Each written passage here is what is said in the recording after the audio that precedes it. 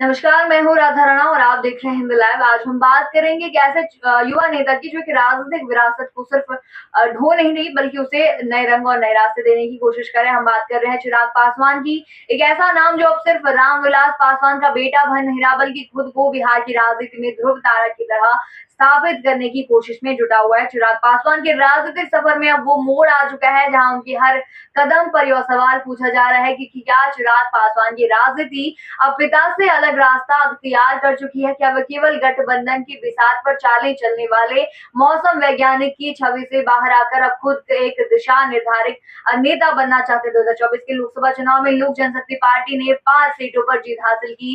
यह संख्या भले ही छोटी लगे लेकिन बिहार की राजनीति के संदर्भ में यह बड़ी बात इसलिए बन जाती है क्योंकि ये जीत चिराग पासवान की अकेली रणनीति और नेतृत्व क्षमता के बल पर आई थी। और वही चिराग है जिन्होंने 2020 के विधानसभा चुनाव में जदयू के खिलाफ बगावत का बिगुल फूका था और नीतीश कुमार को खुली चुनौती दे दी थी। उस समय उन्हें राजनीतिक नुकसान भी झेलना पड़ा लेकिन आज वह फिर से लौटे हैं और इस बार कहीं ज्यादा मजबूती और स्पष्टता के साथ वे कह रहे हैं कि उनकी राजनीति का केंद्र बिंदु बिहार है और वह बिहार फर्स्ट बिहारी फर्स्ट के नारे के साथ एक बार फिर से राज्य की राजनीति में स्थायी पहचान बनाना चाहते हैं। चिराग पासवान का यह बदला हुआ तेवर और राजनीतिक आत्मविश्वास कई सवालों को जन्म देता है। क्या अब वह अपने पिता की तरह केंद्र की राजनीति में रम जाएंगे या फिर वह बिहार के मुख्यमंत्री बनने का सपना सच करना चाहेंगे? खुद चिराग पासवान इस सवाल का जवाब स्पष्ट शब्दों में दे चुके हैं कि उनकी प्राथमिकता बिहार है। उनका कहना है कि उनकी राजनीति में आने की किसी असली वजह बिहार और बिहारी लोग हैं और वे बिहार के विकास के लिए काम करना चाहते हैं। बयान सामान्य राजनीतिक बयान नहीं बल्कि उनके रणनीतिक विजन का हिस्सा है। बिहार में जातिगत राजनीति लंबे समय से निर्णायक भूमिका निभाती रही है और चिराग जाति जनगणना जैसे मुद्दों पर खुलकर अपनी राय रख रहे हैं। उन्होंने पीएम मोदी के जाति जनगणना के निर्णय की तारीफ करते हुए कहा कि वह बिहार के लोगों की भावनाओं के प्रति सम्मान के प्रति है।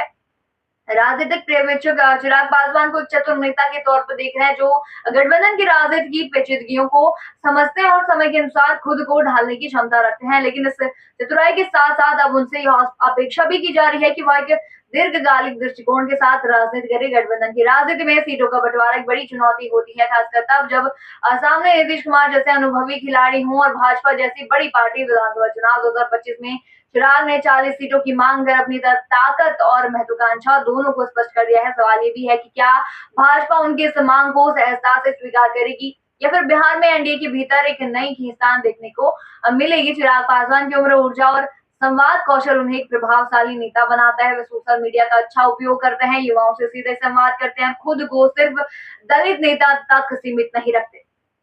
यही वजह है कि आज वह सिर्फ पासवान समुदाय में नहीं बल्कि अन्य वर्गों में भी अपनी पकड़ मजबूत कर रहे हैं। लेकिन एक बात स्पष्ट है कि राजनीति में केवल लोकप्रियता ही काफी नहीं होती, उसे रणनीति, धैर्य और वक्त की नब्ज पहचानने की समझ से जोड़ना पड़ता है। चिराग के पास वह अवसर है कि वे बिहार में नेतृत्व का एक नया चेहरा बन सकते हैं, लेकिन उसके लिए उन्हें अपने संगठन को मजबूत करना होगा, जमीनी मुद्दों पर पकड़ बनानी होगी और सबसे जरूरी जनता के बीच भरोसा कायम रखना होगा। आप क्या सोचते हैं इस पूरे मुद्दे पर? हमें कमेंट सेक्शन में जरूर बताइए और बने रहिए हिंद लाइव के साथ। साथ ही चैनल को सब्सक्राइब करना ना भूलें और हमारी फेसबुक और वेबसाइट के साथ भी जरूर